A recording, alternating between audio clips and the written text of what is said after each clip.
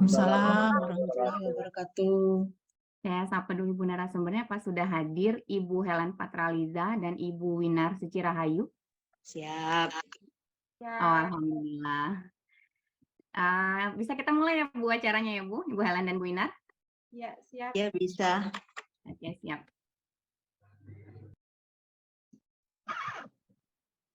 Assalamualaikum warahmatullahi wabarakatuh. Selamat pagi. Waalaikumsalam warahmatullahi wabarakatuh. Selamat pagi, salam sejahtera untuk kita semua. Salam Om Swastiastu, Namo Buddhaya, salam kebajikan. Yang terhormat Bapak Dr. Muhammad Kristiawan, selaku Dewan Pembina Yayasan Kardinal Chef Muda Indonesia, yang saat ini pun bertugas sebagai Ketua Panitia kegiatan webinar hari ini. Yang kami hormati para narasumber yang telah hadir, yang telah bersama kita pada hari ini, Ibu Helen Patraliza, selamat pagi Ibu, dan Ibu Winar Suci Rahayu, selamat pagi Ibu Winar, serta Bapak Ibu peserta webinar yang berbahagia.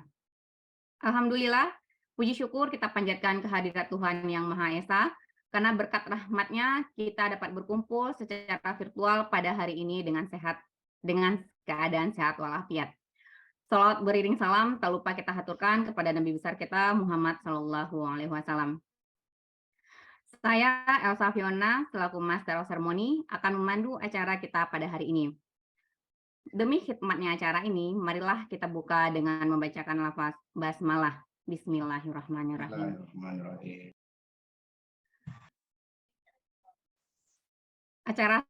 Kita masuk ke acara. Mohon maaf Ibu. Selanjutnya kita menyaksikan video profil Yayasan Kardinal Chef Muda Indonesia.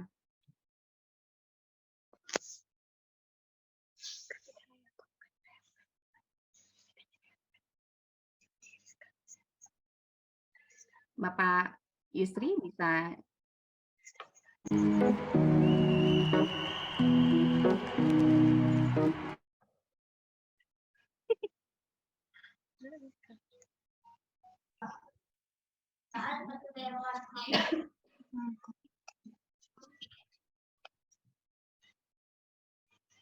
Nah, tadi ada Rizka.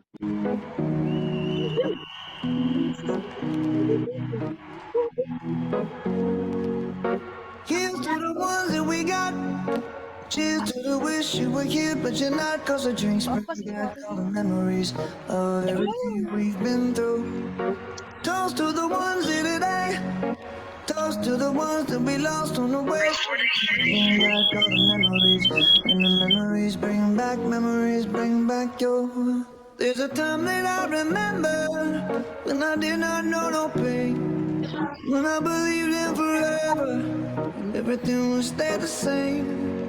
Now my heart feel like December when somebody say your name.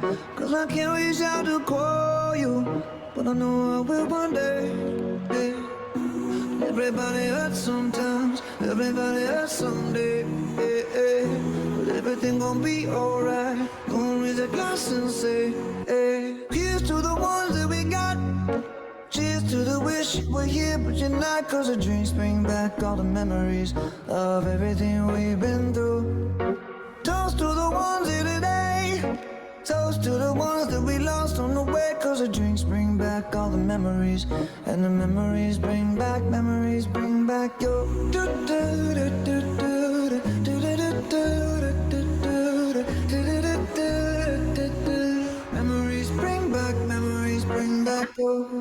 There's a time that I remember when I never felt so lost, and I felt all of the hatred was too powerful to stop. Now my heart feel like an ember, and it's lighting up the dark. I'll carry these torches for you, and you know I'll never drop. Yeah, everybody hurts sometimes, everybody hurts someday. Yeah, yeah. But everything gon' be alright. Gonna raise a glass and say, hey. Here's to the ones that we got. Cheers to the wish you were here, but you're not. Cause the drinks bring back all the memories of everything we've been through. Toast to the ones here today. Toast to the ones that we lost on the way. Cause the drinks bring back back all the memories, and the memories bring back your. Memories bring back your.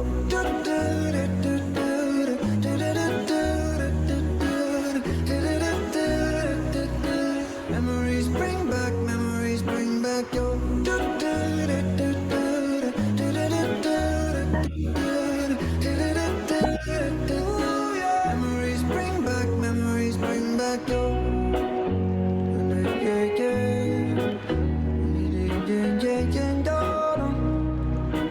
Memories bring back memories. Demikianlah Bapak Ibu, kami perkenalkan kami dari Yayasan Karina Saif Muda Indonesia yang pendirinya merupakan 8 orang dosen yang terdiri dari beberapa universitas dan anggotanya dari praktisi mahasiswa yang tersebar di seluruh Indonesia. Kami bergerak di bidang pendidikan dan bidang sosial.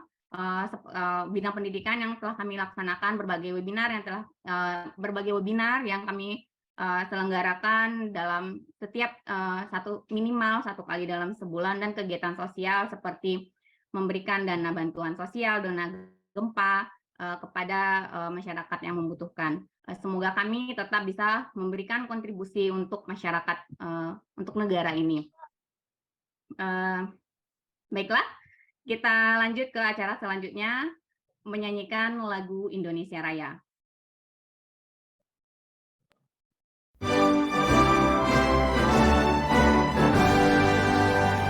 Indonesia, tanah airku, tanah tumpah darahku. Di sanalah aku berdiri, jadi pandu hidupku. Indonesia, kebangsaanku, bangsa dan tanah airku. Marilah kita bersatu, Indonesia bersatu. Hiduplah tanahku, hiduplah negeriku, bangsaku, rakyatku, semuanya. Bangunlah jiwanya, bangunlah badannya untuk Indonesia Raya. Indonesia Raya, merdeka, merdeka, tanahku, negeriku yang cinta. Indonesia Raya, merdeka, merdeka, hiduplah Indonesia Raya. Indonesia, tanah yang mulia, tanah kita yang kaya. Di sanalah aku berdiri untuk selama-lamanya. Indonesia, tanah pusaka, pusaka kita semuanya. Marilah kita mendoa Indonesia bahagia. Suburlah tanahnya, suburlah rakyatnya semuanya. Sadarlah hatinya, sadarlah budinya untuk Indonesia Raya. Indonesia Raya, merdeka, merdeka, tanahku, negeriku yang cinta. Indonesia Raya, merdeka, merdeka, hiduplah Indonesia Raya. Indonesia, tanah yang suci, tanah kita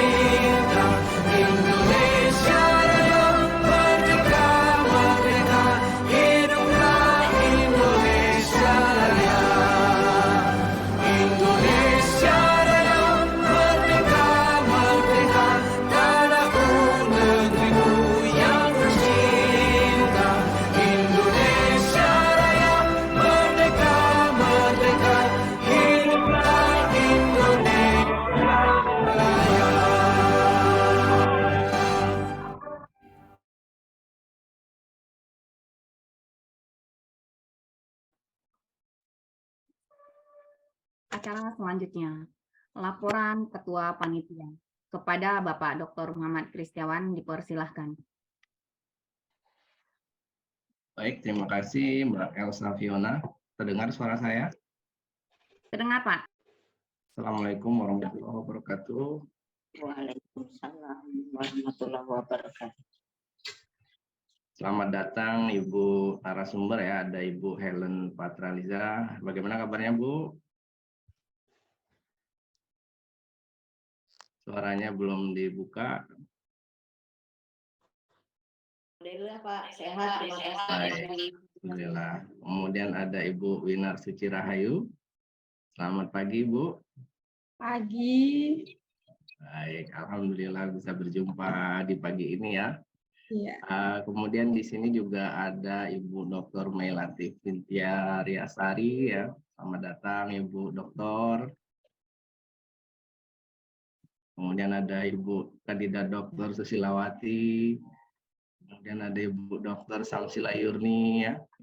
Dan beberapa tim, ada Bapak Dr. Asep Suparman juga nampaknya tadi ya. Kemudian ada beberapa siswa dari Ibu Helen ya. Selamat datang dan selamat bergabung di kegiatan Bedah Buku Karinosef Muda Indonesia.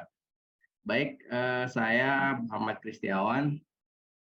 Kebetulan kita bersama-sama mengagendakan kegiatan ilmiah. Jadi banyak hal, ada seminar, ada bedah buku dan lain hal. Untuk kali ini kita mengadakan kegiatan bedah buku. Ini bukunya bagus-bagus ya. Untuk Bu Helen sendiri, kebetulan Bu Helen ini adalah mahasiswa saya.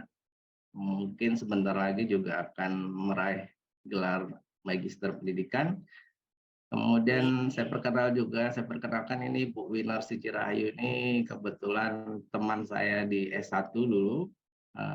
Beliau ini juga semangat sudah dapat MPD. MPD ya Bu? Nah, mudah-mudahan ini segera mendaftar menjadi mahasiswa program doktor ya. Baik, selamat mengikuti kegiatan ini. Alhamdulillah pesertanya ada sekitar 55. Semoga kita bisa mengadakan acara ini dengan lancar ya, tidak ada hambatan satu apapun dan bisa diresapi, diambil ilmunya dari para narasumber. Baik, mungkin itu yang bisa kami sampaikan dari panitia. Mohon maaf apabila ada yang kurang berkenan di hati Bapak Ibu. Saya akhiri. Assalamualaikum warahmatullahi wabarakatuh. Waalaikumsalam. Waalaikumsalam warahmatullahi wabarakatuh.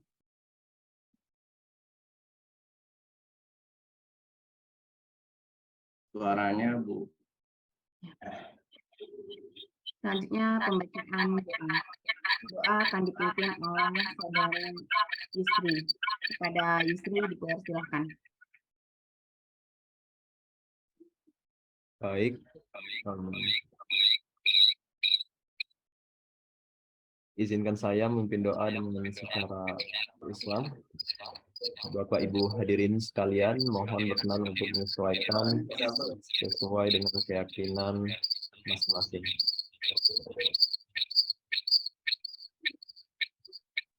Suaranya kurang bagus.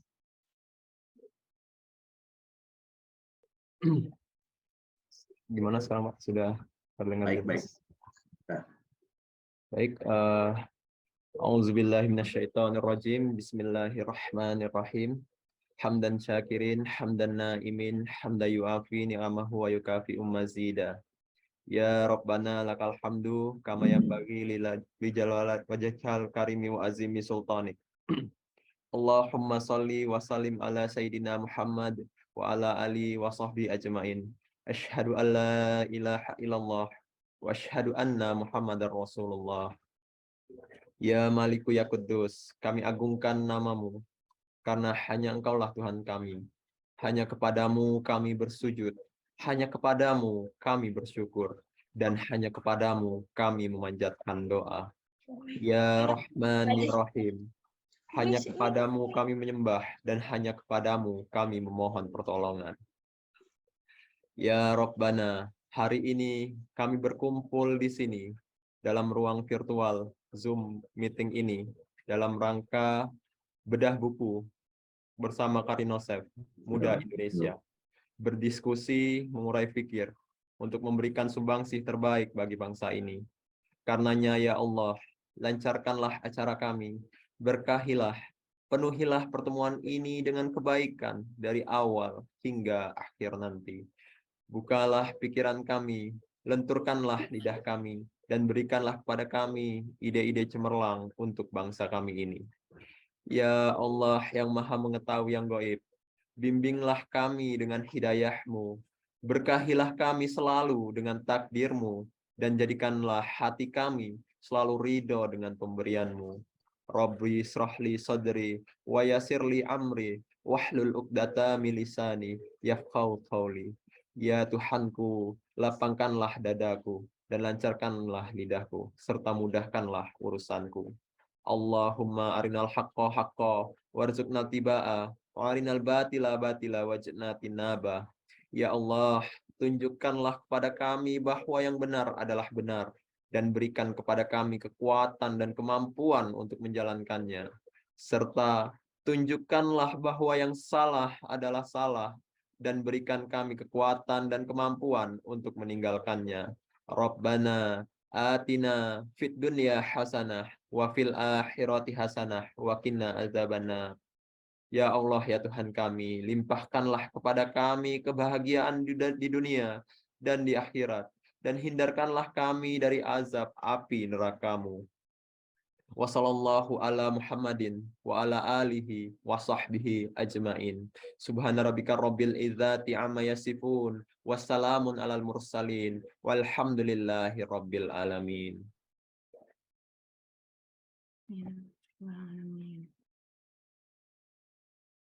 Terima kasih kita ucapkan pada Pak Yusri. Selanjutnya kita masuk ke acara inti kita pada hari ini, yaitu pemaparan dari para narasumber kita. Jadi yang pertama kita persilahkan kepada Ibu Helen Patraliza dulu ya Ibu ya. Ibu Winar, izin kepada Ibu Helen dulu ya Ibu Winar. Baik.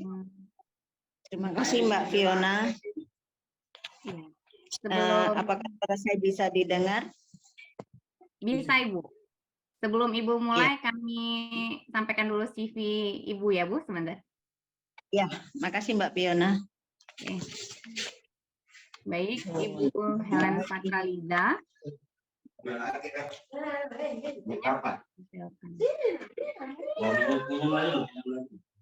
Ibu Helen Patraliza, beliau lahir di Prabu Muli pada 4 Juni tahun 1970. Saat ini beliau berprofesi sebagai guru seni di SMA Negeri 3 Unggulan, Kayu Agung.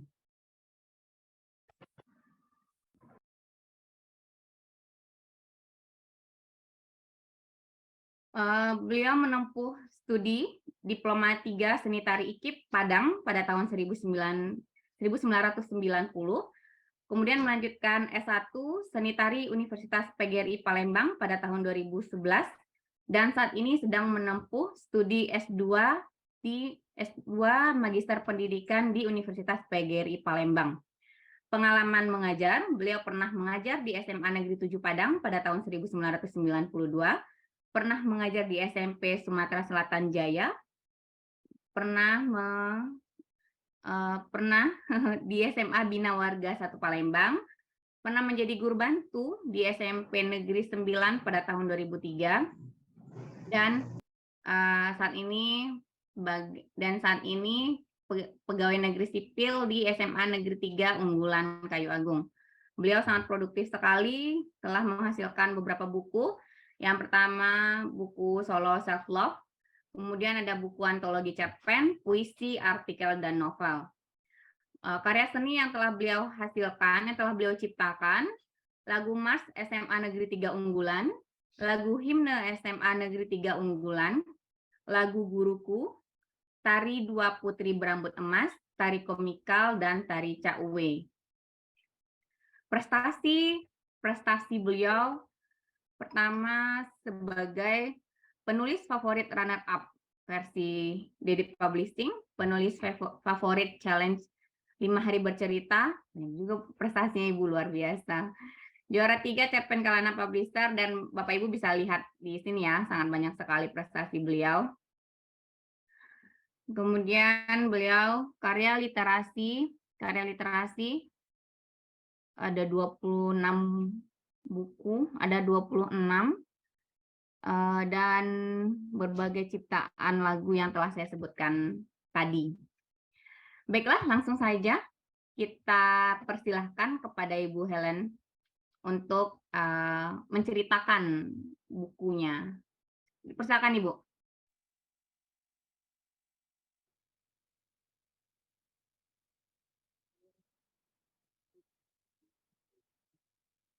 Ibu Helen.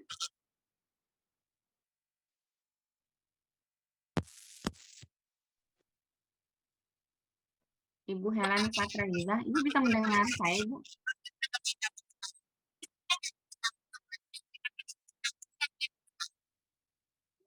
Mohon maaf, Ibu, kami tidak bisa mendengar suara Ibu dengan jelas. Bisa? Ya, bisa, Bu. Oke.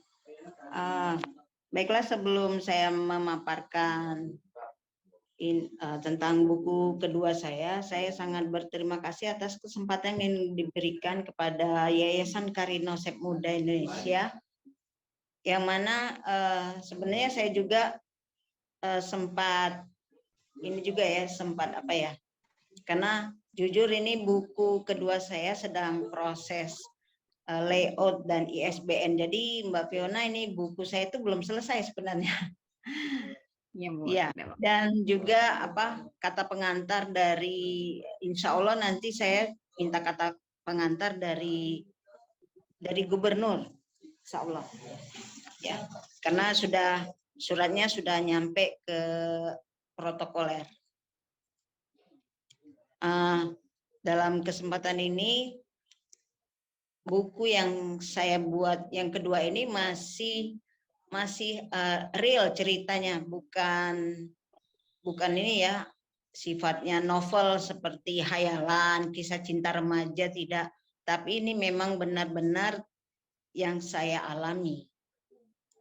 Tapi bukan yang saya alami, maksudnya tetangga saya, dulu saya lama bertetangga dengan tokoh di dalam cerita ini. Jadi karena saya tertarik dengan ceritanya, maka saya jadikan buku.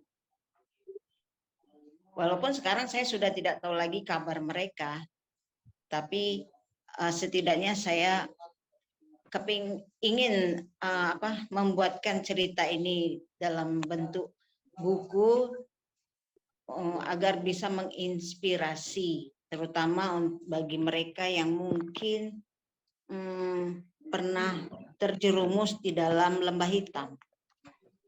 Saya mengambil judul ini, yaitu Preman Kampung Menjemput Fajar. Dulu memang ini sebenarnya tetangga saya, teman saya juga, istrinya, memang dia adalah preman kampung yang suka malak-malak orang lewat, tetangga yang ini. Pokoknya dia sering memalak itu. Atau dia juga sering istilahnya kalau orang bermotor tuh, nah itu juga sering kebut-kebutan, pokoknya meresahkan warga. Saya juga pernah itu waktu saya anak pertama, anak saya masih bayi, saya sedang menyusui di kamar, tapi jendelanya tuh kan jendelanya tertutup, cuman hordeng gitu.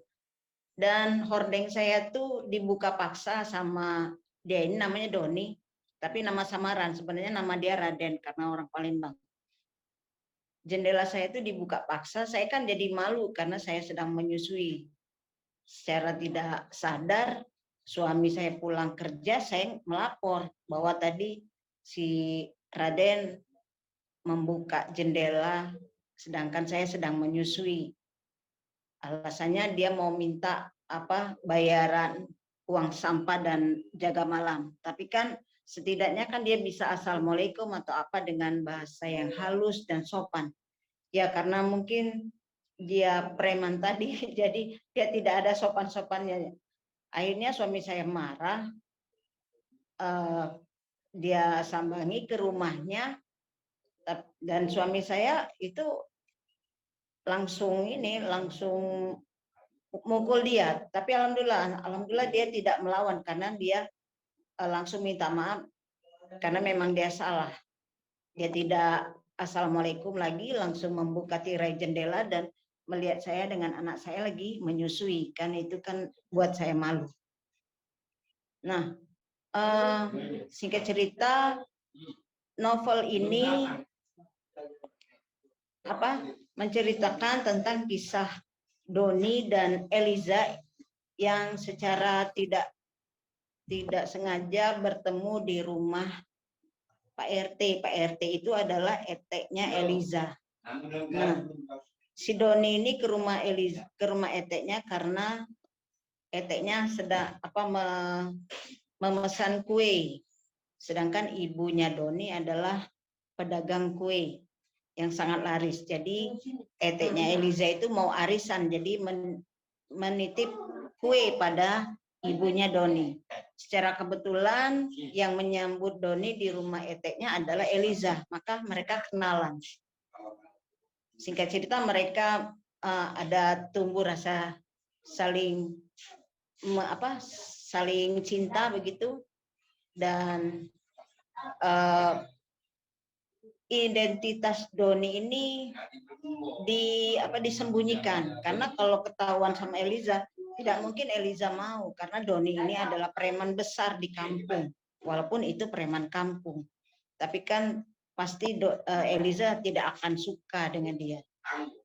Singkat cerita, hubungan mereka direstui, akhirnya mereka menikah. Tapi karena Eliza ini orang Minang, orang Padang, jadi menikahnya di Padang, di Bukit Tinggi. Setelah mereka menikah dan merasakan nikmatnya kebahagiaan menjadi sebagai pengantin baru, tiba-tiba ada polisi datang menjemput. Tentu saja istrinya kaget, ada apa ini? Menjemput suaminya secara paksa. Sedangkan Eliza pada saat itu sedang hamil 5 bulan. Akhirnya Doni dibawa ke kantor polisi untuk mempertanggungjawabkan karena dia telah membunuh seseorang pada saat begal malam. Jadi Doni ini tidak hanya memalak tapi juga membegal orang yang bermotor di jalan raya. Nah, dan itu dia yang membunuhnya dengan 3 temannya. Jadi setelah lama dicari, akhirnya Doni ditemukan oleh polisi dan dijemput oleh polisi. Dan dia akhirnya dipenjara. Putusan hakim memutuskan bahwa Doni dipenjara selama 20 tahun. Karena ini adalah pembunuhan berencana dan pembunuhan yang sadis juga. Nah, selama itu Eliza dengan ibunya Doni, dengan mertuanya hidup bersama tanpa ada suami di sisinya. Jadi disinilah cerita yang sesungguhnya bagaimana Eliza ditempa sedang hamil besar tanpa suami, suaminya dipenjara, mertuanya yang sakit-sakitan tidak bisa lagi membantu Eliza berjualan. Sedangkan Eliza hanya pegawai negeri sipil yang golongannya masih rendah. Sedangkan Eliza sendiri jarang melihat suaminya di penjara karena di penjara itu sangat jauh dari rumah, jadi harus punya ongkos dan lain-lain. Makanya kerinduan itu selalu ditahan oleh Eliza. Namun bagi Doni juga sangat mengerti dengan kondisi istrinya yang tidak pernah membesuknya di lapas. Tapi Doni di sini walaupun dia di lapas, dia menunjukkan sikap yang baik. Bahkan Doni menjadi sangat alim. Dan di sini sipirnya sangat bangga dengan Doni karena Doni berbeda dengan penghuni lapas lainnya, karena Doni menunjukkan sikap yang baik dan sangat alim. Bahkan Doni terpilih menjadi pengurus masjid di lapas. Doni rajin. Setiap ada 17 Agustus itu kan ada remisi untuk tahanan, dan Doni setiap tahun mendapatkan remisi karena dia berkelakuan baik, tidak pernah membuat onar dan tidak pernah berulah. Jadi tahanan yang tadinya dia ditetapkan 20 tahun penjara, selama 4 kali 17-an dia mendapatkan remisi. Pada akhirnya secara ringkasnya Doni dibebaskan selama menjalani hukuman hanya 11 tahun saja.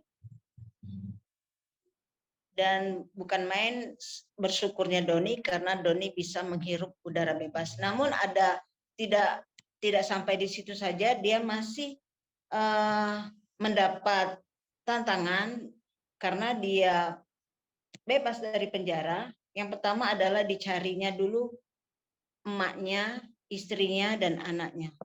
Karena untuk anaknya ini Doni tidak pernah bertemu.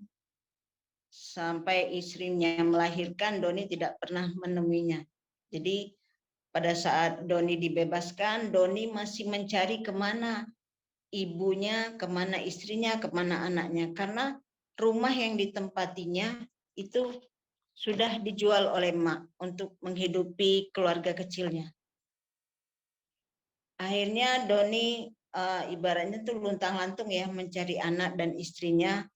Kemudian dia bertemu dengan seseorang yang memberikan kabar bahwa keluarga kecilnya sudah pindah.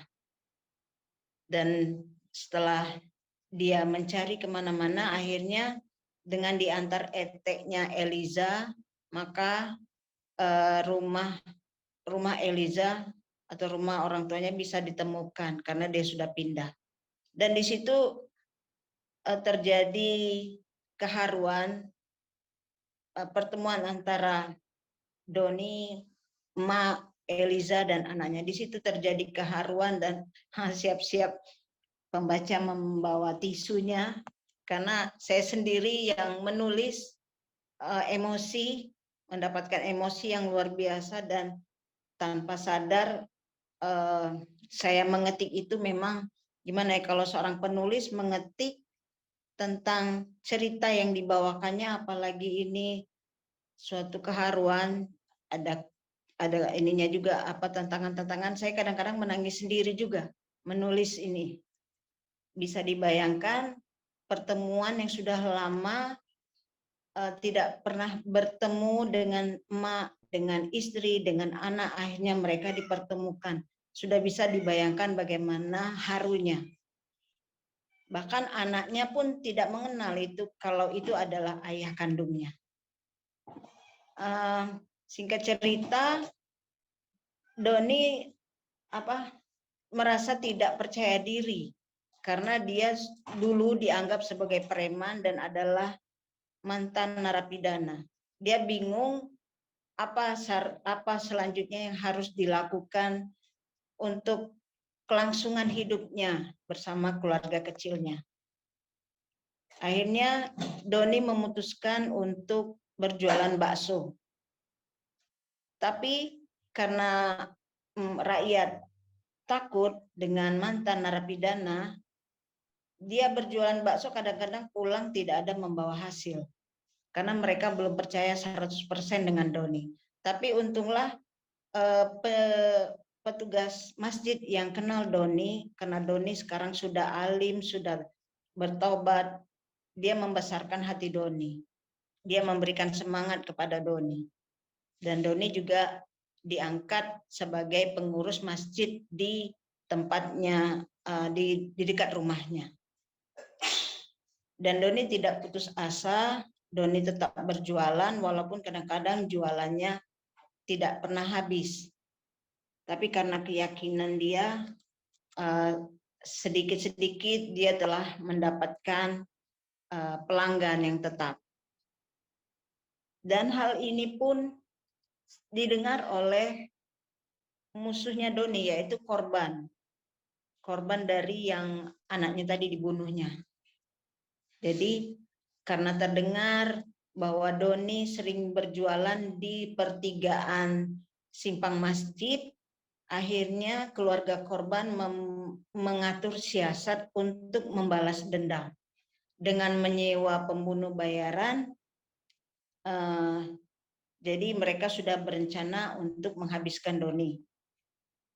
Pada saat hari Jumat, itu saya ingat betul, hari Jumat Doni sedang berjualan, komplotan pembunuh bayaran sudah mengintai. Dengan bermotor mereka bertiga menuju ke pertigaan tempat Doni mangkal. Akhirnya di sana terjadilah keributan sampai gerobak bakso Doni dijungkir balikan gitu ya. Dan orang-orang di sana tidak berani mendekat, tidak berani menolong karena mereka itu adalah preman yang memang orang tahu juga bahwa Doni juga mantan preman. Akhirnya di situ singkat cerita Doni karena 1 lawan 3 pastilah Doni kewalahan, kehabisan tenaga untuk melawan. Jadi akhirnya Doni tersungkur juga dan langsung dibawa oleh orang yang terdekat di sana, dibawalah ke rumah sakit.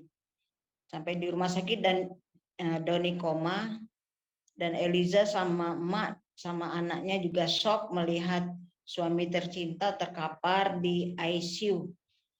Cukup lama Doni di rumah sakit dalam keadaan koma sehingga Edo, nama anak Doni, juga Eliza dan emak tidak bisa berbicara. Tidak bisa berbicara dengan Doni karena Doni dalam keadaan koma. Hampir 3 hari Doni di ICU. Akhirnya Eliza dengan ikhlas melepaskan suami tercinta karena Eliza melihat Doni tidak ada apa-apa, cuman nafas saja ada, tapi dia tidak bisa lagi ada respect segala macam. Jadi Eliza membisikkan di telinga Doni bahwa saya ikhlas, ayah pergi sekarang. Dan saat itulah Doni menghembuskan napasnya yang terakhir. Karena luka yang Doni alami itu bukan hanya 1 tusukan. Saya ingat pada saat itu tetangga sampai ngeri melihatnya karena saya dengar saja si Doni itu dicincang-cincang oleh preman itu. Karena saking sakit hatinya bapak korban karena anaknya yang dibunuh oleh Doni. Nah, menjemput Fajar di sini karena Doni selama berkumpul dengan keluarga tercinta, Doni memanfaatkan waktu dengan membimbing anaknya si Edo untuk menjadi anak yang soleh. Dia selalu mengajak Edo ke masjid, selalu mengajak Edo mengaji. Jadi dan Edo juga adalah anak yang cerdas di sekolahnya. Menjemput Fajar di sini maksudnya Edo. Jadi Edo adalah harapan dari Eliza setelah suaminya tiada. Itu maksudnya menjemput Fajar. Fajar itu adalah Edo, harapan satu-satunya yang bisa nanti membawa Eliza menuju kebahagiaan, menuju masa depan yang cerah, dan bekal yang diberikan Doni ayahnya kepada Edo, semoga Edo bisa menghadiahkan mahkota kepada ayahnya nanti di surga. Itu maksudnya menjemput Fajar. Dan alhamdulillah novel ini sangat direspon baik oleh mentor saya, Pak Cahyadi Takaryawan. Dan ini juga untuk launching buku ini saya mendapatkan izin dari beliau, dan beliau sangat bangga karena saya sudah dipinang oleh Yayasan Muda Karinosep. Terima kasih Pak Kris. Terima kasih banyak sudah memberikan kesempatan kepada saya. Dan Ibu, biasanya kameranya nggak kelihatan, Bu. Oh, maaf. Cuman senang saya dengar ceritanya. Iya, Nah, maaf Pak Kris, ini tadi saya pakai laptop, tapi nggak tahu kenapa laptopnya bahkan tidak bisa membuat background gambar, juga tidak bisa. Ini videonya sudah saya hidupkan, tapi belum kelihatan Oke. juga ya ya, Pak Kris. udah kelihatan, udah. Oke. Jadi maaf ini latar saya cuma dinding saja. Nggak apa-apa. Ya backgroundnya tadi sudah dicoba-coba sama anak saya, kok nggak bisa Pak Kris. Jadi itu saja Pak Kris sekilas novel kedua saya, mudah-mudahan bisa bestseller seperti novel yang pertama, minta doanya. Dan insya Allah ini launching dengan para penulis Indonesia, insya Allah sebelum masuk bulan puasa saya launching lagi, karena ini memang komunitas saya di penulis Indonesia. Terima kasih banyak Pak Kristiawan yang sudah memberikan ruang dan waktu kepada saya untuk membedah buku Preman Kampung Menjemput Fajar. Itu saja Pak Kristiawan dan Mbak Elsa, terima kasih sebelumnya. Assalamualaikum warahmatullahi wabarakatuh. Waalaikumsalam warahmatullahi wabarakatuh. Terima kasih kita ucapkan pada Ibu Helen. Selanjutnya kita masuk ke pemaparan Ibu Winar dulu ya, baru kita diskusi. Oke. Ibu Winar kita persilahkan 15 menit ya Ibu pemaparan tentang bukunya. Sebelumnya kita tampilkan dulu CV dari beliau.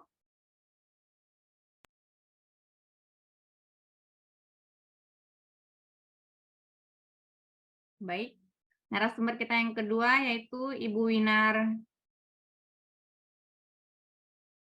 Mohon maaf Pak Yusri, kenapa di Zoom-nya enggak ini ya? Zoom-nya itu Ibu Helen yang keluar. Benar ya? Oke. Baik, narasumber kita yang kedua Ibu Winar Suci Rahayu. Beliau berdomisili di Jalan Husan Munadi, Nyatnyono, Ungaran Barat, Kabupaten Semarang, Provinsi Jawa Tengah. Menempuh studi S1 di jurusan Pendidikan Bahasa Inggris, Sains Salatiga, kemudian melanjutkan S2 di jurusan MPI di UIN Walisongo, Semarang. Ini MPI Magister Manajemen Pendidikan Islam, Bu Winar ya? Iya, betul. Oke, saat ini mengabdi sebagai Kepala RA Nyatnyono 1 ya, Nyatnyono 1 Ungaran Barat. Penghargaan yang pernah diraih: juara 1 Lomba Guru Berprestasi YPMNU Jawa Tengah, juara GTK Berprestasi Provinsi Jawa Tengah, juara GTK ini guru TK Bu ya? Guru dan tenaga kependidikan. Oh ya, biar saya juga tahu gitu. Iya, guru dan GTK, juara guru dan tenaga kependidikan berprestasi kategori guru RA Anugerah GTK Nasional. Berikutnya karya dari beliau, cerpen yang pernah diterbitkan From Purpose with Love, To My Dearest One, Candala, Zeki's Adventure, Memori Buku Lecek, Abu-abu, Jarum Suntik versus Patah Hati, Adul dan Alfabet, Gayatri, Kamu Adalah, Bait Tanpa Huruf A. Kemudian artikel beliau, benar ya, pertama media daring tanpa pusing dan menanamkan nilai moral dengan mendongeng. Buku beliau juga menerbitkan buku fiksi dan non-fiksi. Buku non-fiksi yang pertama Lembar Berkreasi Anak RA, yang kedua buku Panduan Penyusunan RPP PAUD, dan yang ketiga Kurikulum Kreatif Berlandaskan Aswaja untuk PAUD. Buku fiksi beliau Lelaki untuk Jingga, yang kedua Esmores Frappuccino, dan yang ketiga Kaisa, yang merupakan seri e-book ya. Baiklah, kali ini kita akan bedah buku dari beliau, buku fiksi beliau yang berjudul Esmores Frappuccino. Kepada Ibu Winar, kami persilahkan. baik, Mbak Elsa, suara saya bisa didengarkan? Bisa, Ibu. Bisa. Kemudian saya mau izin share screen. Yap. Oke. Sudah kelihatan ya share screen-nya? Lagi proses. Udah, kelihatan Bu. Oke. Bismillahirrahmanirrahim. Assalamualaikum warahmatullahi wabarakatuh. Waalaikumsalam warahmatullahi wabarakatuh. Yang terhormat kepada pembina Yayasan Karinosef Muda Indonesia, kemudian segenap pengurus dan tim Yayasan Karinosef Muda Indonesia, yang kami hormati Bu Helen selaku pemateri, kemudian Mbak Elsa selaku moderator, dan semua audiens peserta bedah buku Karinosef bersama Karinosef Muda Indonesia. Pertama, puji syukur kehadirat Allah Subhanahu wa Ta'ala yang telah memberikan kita nikmat, sehat, sehingga kita bisa berjumpa di sini walaupun hanya dalam ruangan Zoom, tapi insya Allah hari ini kita dalam keadaan sehat walafiat tanpa ada halangan suatu apapun. Kemudian tak lupa sholawat dan salam kita sanjungkan ke pangkuan Nabi Agung Muhammad SAW. Semoga kita termasuk umat yang mendapat syafaatnya besok di Yaumul Qiyamah. Amin. Selanjutnya ini sebenarnya saya deg-degan. Saya mau menyapa dulu teman-teman yang audiens. Halo teman-teman semuanya. Ini audiensnya ada Pak Doktor, ada dosen, ada remaja juga ya Pak ya? Ada. Ya. Oh, Banyak ya, beragam latar belakang. Beragam latar belakangnya. Iya. Sebelumnya, nah katanya mari kenalan dulu. Tadi sekilas sudah dikenalkan ya sama Mbak Elsa dari moderator. Nama saya Winar Suci Rahayu. Kenapa tidak ada titel di situ? Karena saya pikir ini adalah bedah buku dan bukan di media forum yang resmi begitu ya. Tapi rasanya mendengar tadi sapaannya Pak Kris, saya kayak sidang tesis lagi begitu ya. Saya maunya ini. Saya pikir kita bisa ngobrol santai saja ya Pak, nanti kita bisa diskusi semuanya, jadi kita santai saja. Oh ya, nama saya tadi Winar Suci Rahayu, saya tinggal di Semarang, audiens ini ada yang di Semarang, ataukah saya sendiri saja? Oh ya, kemudian ya saya juara 1 itu GTK itu lomba guru dan tenaga kependidikan. Jadi di situ tuh lomba ada kategori kepala, ada kategori guru dari mulai RATK sampai SMA gitu Mbak Elsa. Nah, kemudian ini sedikit karya saya, banyakkan cerpennya karena saya tuh orangnya yang suka ketika dapat ide langsung tulis maunya selesai. Maka satu-satunya adalah cerpen. Dan sebenarnya saya itu bukan penulis profesional, bukan sastrais juga kayak Bu Helen, tapi menulis itu kayak hobi. Terus buat tipe-tipe introvert yang kayak saya yang susah untuk ngomong sama orang, mencurahkan hati sama orang, atau perasaannya itu nggak mau diketahui sama orang, maka saya suka menulis gitu aja. Ini ada beberapa cerpen. Dari sekian banyak cerpen ini yang paling berkesan itu adalah Adul dan Alfabet. Nah, ini ada cerita Adul dan Alfabet itu cerpen di mana isinya itu tentang anak yang berkebutuhan khusus dan seorang guru. Di situ tuh saya pernah mempublikasikan di platform online. Nah, cerita ini tuh saya dapat banyak sekali pujian. Ada yang katanya menangis, terharu, kemudian pokoknya komennya tuh baik-baik semua. Nah, suatu saat saya lempar cerpen ini kepada platform penulis yang isinya gede-gede semua nih. Kalau ada yang tahu penulis Patrick Kellan, Asma Nadia, nah di situ. Nah, di situ ternyata pas waktu saya publikasikan dapat banyak pujian tuh kayak nggak puas ya. Saya kirim ke situ, ternyata kritikannya luar biasa. Banyak kurang ini, kurang itu, kurang ini, yang katanya topiknya sudah tidak update dan lain sebagainya. Tapi dari situ maka saya belajar lagi bagaimana cara menulis yang update, kemudian berisi, kemudian tidak hanya tulisan yang menyampaikan sebuah cerita, tetapi tulisan itu juga menyampaikan isi moralnya. Jadi apa yang mau disampaikan oleh penulis itu. Nah, terus karya lainnya ini tadi artikel, kemudian non-fiksi, dan satu lagi sebenarnya saya punya satu game yang kemudian membuat saya membawa menjadi juara nasional, itu saya membuat game Android untuk AUD. Jadi gamenya bernama Winner Souls Letter di situ. Itu game. Nah, ini 3 karya saya, fiksi semua, gitu. Yang buku yang pertama saya terbitkan itu ada Lelaki untuk Zingga, kemudian Es Mores Frappuccino, dan Kaisa. Dan pada pagi hari ini yang akan kita bedah adalah buku kedua, yaitu Es Mores Frappuccino. Nah, buku ini diterbitkan sebenarnya sejak pas pandemi, tahun 2020. Nah, itu pas pandemi. Jadi, apa ya, pas sepi-sepinya forum, pas sepi-sepinya, pokoknya orang semuanya sudah terkungkung di rumah.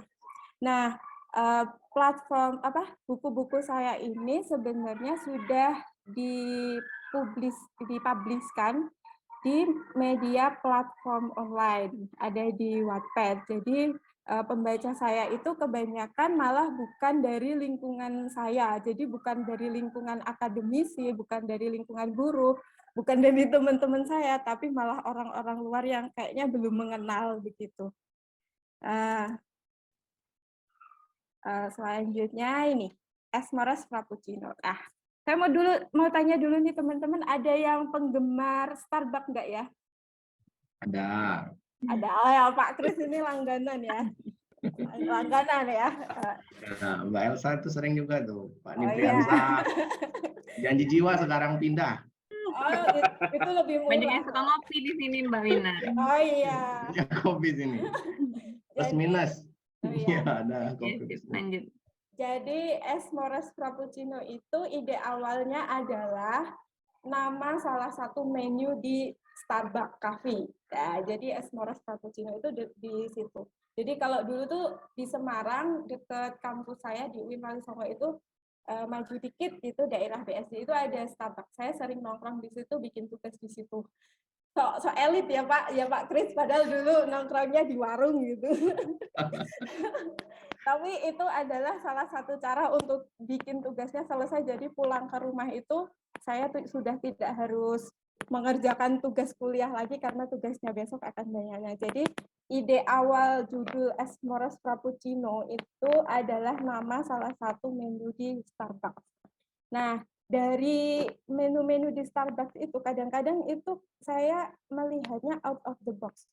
Jadi Es Mores Frappuccino itu sebenarnya resepnya itu dari sirup vanila yang dikombinasikan dengan kopi, susu, dicampur dengan es, terus ada marshmallow dan whipped cream. Kita kalau terus ada mocha sauce dicampurkan dengan kopinya itu. Kita kalau ngebayangin kayak enak gitu ya, kopi apaan gitu dicampur itu. Terus ada beberapa menu yang kayaknya kopi dicampur sama telur gitu.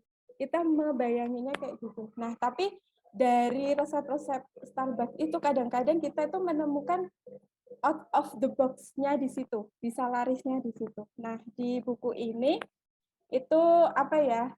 Saya ingin menyampaikan bagaimana menghadapi satu masalah itu kadang-kadang solusinya itu tidak harus saklek, nggak harus linear. Kalau 1+1 itu jawabannya 2, tapi ada yang harus kita pertanyakan itu ya gimana cara mendapatkan angka 2 itu bagaimana. Kan bisa jadi bermacam-macam caranya, bisa jadi rumit, bisa jadi sederhana begitu. Nah, itu yang ingin saya sampaikan. Oke. Nah, ini saya mau ngajak teman-teman untuk baper-baper sebentar. Jadi kemarin kalau di platform online saya di Wattpad itu ada MV-nya, Pak.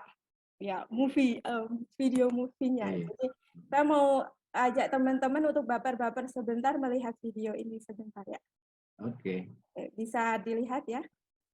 Belum kelihatan.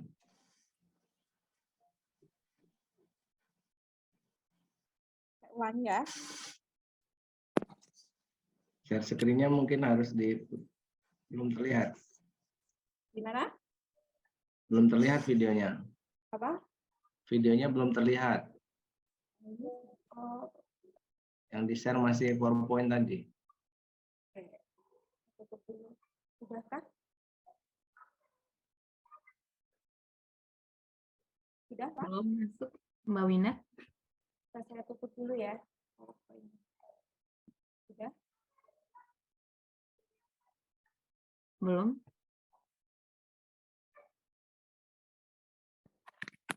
Nah, Sudah? udah. Oke.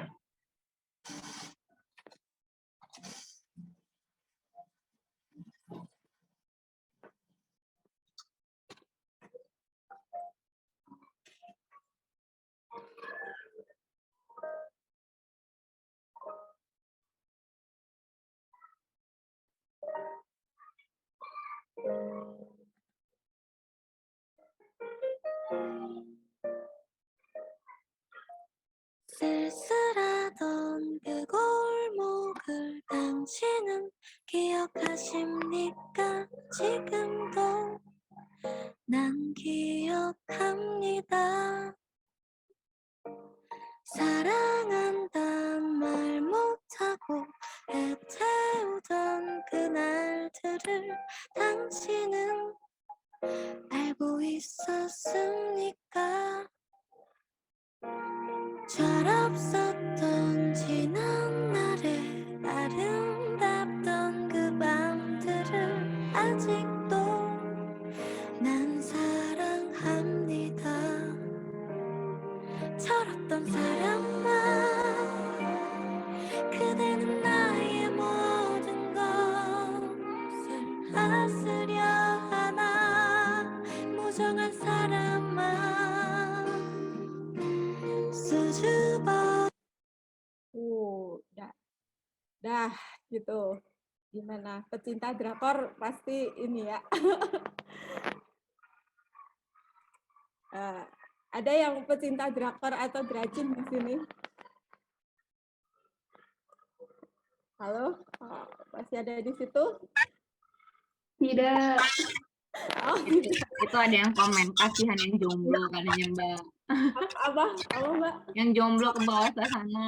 Oh ya Allah, makanya saya mau ajak teman-teman baper dulu. Jadi kalau ikut Pak Kris biasanya saklek tentang akademik gitu ya. Saya mau ajak saya mau ajak teman-teman untuk baper. Jadi itu tadi MV apa namanya?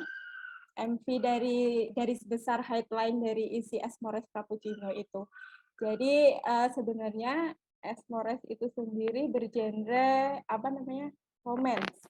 Fiksi romance gitu. Jadi kalian akan dibawa baper ke situ. Saya lanjutkan.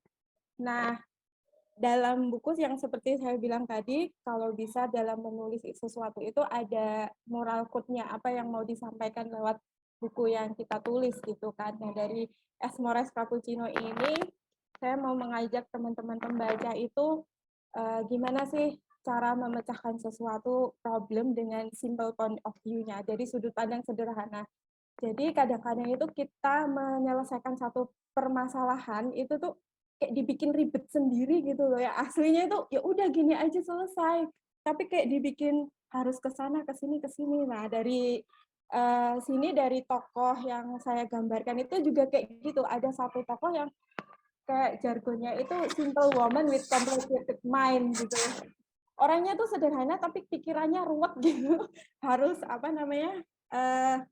Harus ke sana ke sini dalam menyelesaikan masalah. Padahal sebenarnya bisa dibuat sederhana.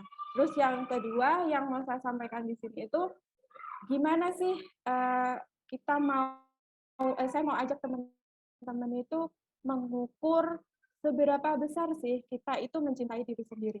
Kadang-kadang kan kita nggak apa-apa sih, aku aja yang sakit, asal temenku enggak. Ya udah, aku ngalah aja deh, nggak apa-apa. Ya udah, aku aja, kamu nggak apa-apa. Yang penting kamu nggak sakit. Tapi secara nggak sadar kita itu malah menyakiti diri sendiri, apa ya? Dia terus berada dalam lingkungan toksik yang nggak berkesudahan. Sakit terus aja nggak mau move on karena seringnya mengalah gitu. Nah, dari buku ini saya mau ngajak teman-teman untuk mengetahui nih seberapa besar sih kita tuh cinta sama diri sendiri. Terus yang ketiga itu, memunculkan pertanyaan, apa benar sih ini yang aku inginkan dalam hidup? Jadi benar nggak sih apa yang aku jalani ini sebenarnya kemauan aku, atau aku hanya mau membahagiakan orang tua aja, atau aku mau ya udah mau ngalah sama teman aja karena dia bestie aku nggak mau menyakitinya, makanya ya udah aku aja yang sakit, atau aku mau melakukan karena sesuatu yang ya memang tuntutan hidup. Apakah aku menyukai, menyenangi gitu loh apa yang aku lakukan. Nah, itu aku mau ngajak teman-teman ke situ. Terus yang terakhir itu mau menyampaikan bahwa bagaimanapun kondisi kita, bagaimanapun situasi kita, atau problem apapun yang menimpa kita itu, kita harus bangkit setelah jatuh. Dan kita harus percaya bahwa nothing is impossible. Nggak ada sesuatu yang nggak mungkin gitu. Nah, terus kenapa kok saya menulisnya dalam bentuk fiksi, bukan buku-buku tulisan artikel atau apa? Karena saya lebih suka fiksi dan ide itu lebih ngalir aja kalau tulisannya itu dalam bentuk fiksi. Mungkin juga karena pengaruh saya yang seorang introvert, jadi kayak lebih nyaman menceritakan misalnya itu pengalaman pribadi saya itu menjadi pribadi orang lain, sehingga teman-teman atau orang yang mengenal itu bacanya, oh ini bukan problemnya aku, tapi problemnya siapa, karena saya menggambarkannya dalam tokoh fiksi. Terus selanjutnya itu mungkin jangkauannya bisa lebih luas. Kalau buku-buku ilmiah kayaknya yang baca nanti mahasiswanya Pak Kris. Tapi kalau buku fiksi saya bisa menjangkau dari manapun kalangan begitu. Nah, kita kenalan yuk sama tokoh yang ada di buku Es Moras Cappuccino ini. Ini kayaknya saya nggak mau spoiler menceritakan keseluruhan isi bukunya, Pak, tapi saya mau membedah apa yang ada di isi bukunya. Soalnya saya nggak mau. Kami penasaran. Iya, makanya biar keinginan untuk membaca. Ya, keinginan untuk literasinya biar ada gitu ya. Nah, ini di buku ini ada 44 bab, jadi kalau saya harus bercerita dari bab 1 sampai 44 kayaknya waktunya tadi cuma 15 menit. Makanya saya ini aja, spoiler aja, tadi sudah lewat MC-nya. Nah, di sini ada 3 tokoh utama. Nggak tahu ini kok namanya saya dapatnya susah-susah ya, dapatnya dari mana. Kalau yang pertama itu tokohnya Gwen Zafira Malik, ini tokoh utama perempuannya. Dia itu karakternya hampir mirip kayak saya. Sebenarnya dia punya ya nggak mirip-mirip banget sih. Tapi orangnya itu gigih, tapi dia sebenarnya senang aja berada di zona nyaman, cuma arus atau keadaan menuntun dia untuk ayo lo kamu berada dalam masalah ini, jadi kamu harus mencari solusinya. Gimana caranya? Kemudian dia bangkit, jatuh, tapi setelah jatuhnya itu dia selalu mendapatkan nilai atau pembelajaran bahwa habis ini aku harus bangkit, habis ini aku harus bangkit, habis ini aku solusinya begini, begitu. Terus, dia itu ngalahan banget. Ya udah sih, biar aku aja nggak apa-apa, yang penting orang tuaku jangan, atau ya udah aku ngalah sama sahabatku, yang penting sahabatku nggak menderita gitu. Jadi dia tuh kayak gitu. Makanya di lewat Gwen ini kita mau ngajak teman-teman untuk bisa mengukur seberapa sih cinta terhadap diri kita, atau bener nggak sih itu kemampuan yang sesuatu yang kita mau lakukan gitu. Kemudian tokoh yang kedua itu ada Daniel Gibran Destarasta. Ya, penggemar Korea pasti, drama Korea atau Drajin pasti ngerti. Mesti kalau tokoh laki-laki itu yang cebol, orang kaya, pengusaha gitu. Tapi Daniel di sini saya menggambarkan adalah seorang chef yang sukses, tapi tidak hanya chef, dia juga mempunyai perusahaan ya perfect man, perfect laki-laki perfect, impiannya Mbak Elsa banget lah pokoknya. Terus ada yang ketiga ada Anya Tatiana Sastro Hadiwijoyo. Jadi dia itu perempuan atau tokoh yang memang terlahir dari sendok emas. Jadi dia sudah kaya dari lahir, terbiasa mendapatkan apa yang dia mau tanpa harus kayak bekerja keras seperti Gwen. Nah, tapi pola yang seperti itu yang membuat dia itu ya pokoknya nggak peduli dengan perasaan orang lain, yang penting gue bisa dapet apa yang gue mau gitu. Nah, itu ketiga. Kemudian ada banyak beberapa tokoh pendukung, tapi yang saya mau ceritakan ada 3 tokoh utama ini.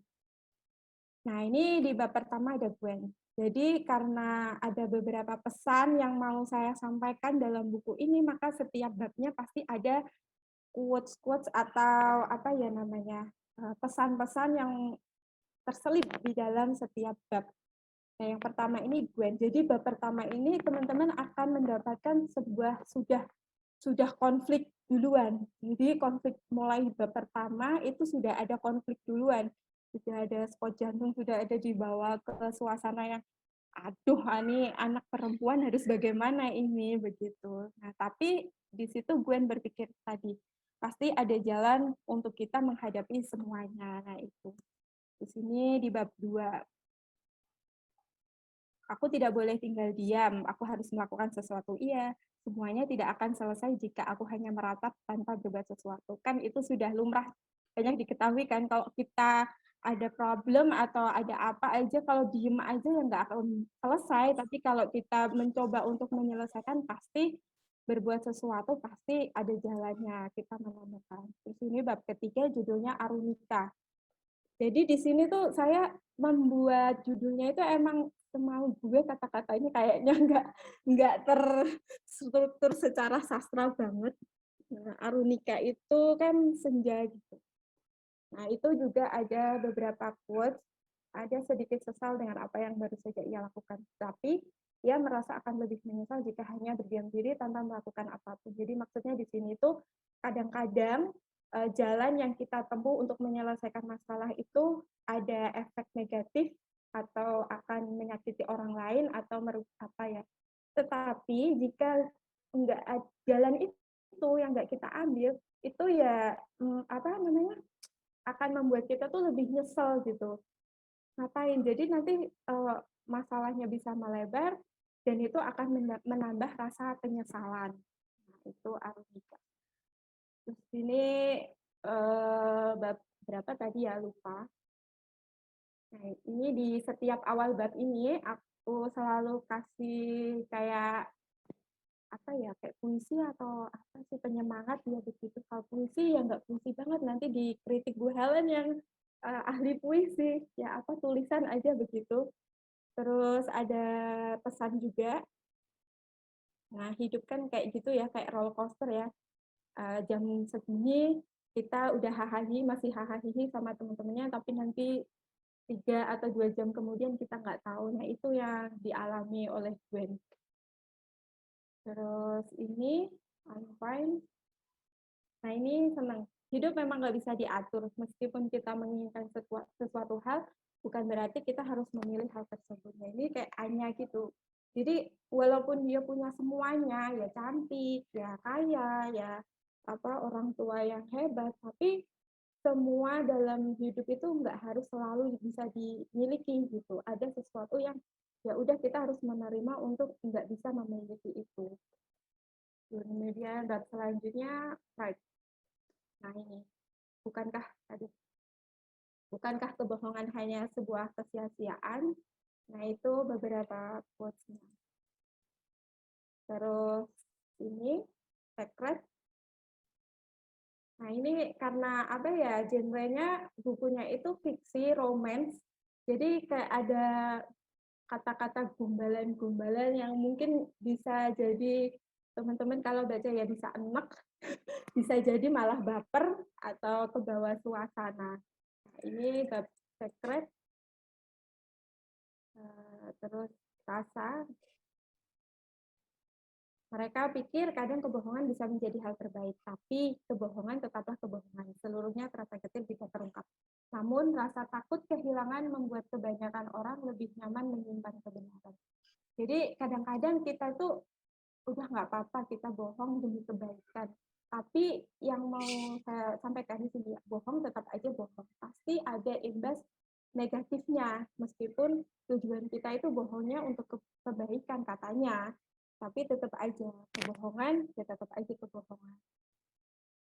Kemudian abai, ini masih apa?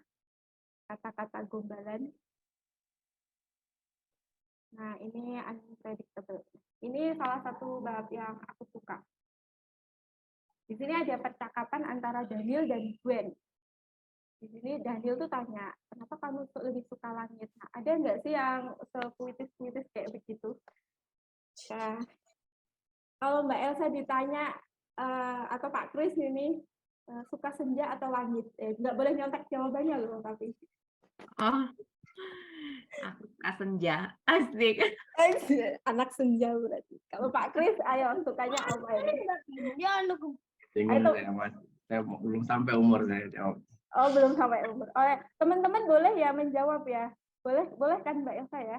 Boleh, boleh. Teman-teman boleh ngejawab mana nih yang lebih disuka, senja atau langit nih? Ini ada yang ngecat. Mana ada? Senja lah ya, nak. Yang bagus tuh senja. Nak. Oh ya, senja, oke. Ada nggak sih teman? Oh, ini ada teman-teman yang ngejawab ya. Mana catnya? Senja. Senja. Oh, senja. Oke, tapi kalau di sini Gwen itu lebih suka memilih langit. Kenapa? Karena kalau senja itu munculnya cuma sebentar. Ya, walaupun indah tapi sebentar aja. Tapi kalau langit itu selalu ada, meski mendung, gelap, cerah, panas, dingin, itu langit itu selalu ada. Sama aja dengan ini sebenarnya, kayak pasangan lah. Nah, kalau bisa tuh dia seperti langit, mau dalam keadaan apapun tuh dia ada, jangan seperti senja, pas indahnya aja dia ada, habis itu pas waktu gelap dia pergi. Nah, tapi di sini kadang kehidupan itu kayak senja, dia tuh hanya ada ya sesaat, terus hilang, terus dia datang lagi. Gitu. Oh iya, ternyata kamu mampir, bukan tinggal ya. Ternyata kamu singgah. Dia hanya singgah. Iya, memang begitu. Terus lalu ini ada kata-kata di Gwen. Itu yang udah putus asa duluan waktu itu. Jadi kalau dia problem kadang-kadang dia tuh putus asa dulu baru dia aku nanti dapat solusi ini. Biarlah semua ini seperti senja, keindahan singkat yang hanya boleh dinikmati sebentar lalu membiarkannya pergi tanpa harus ada yang disesal.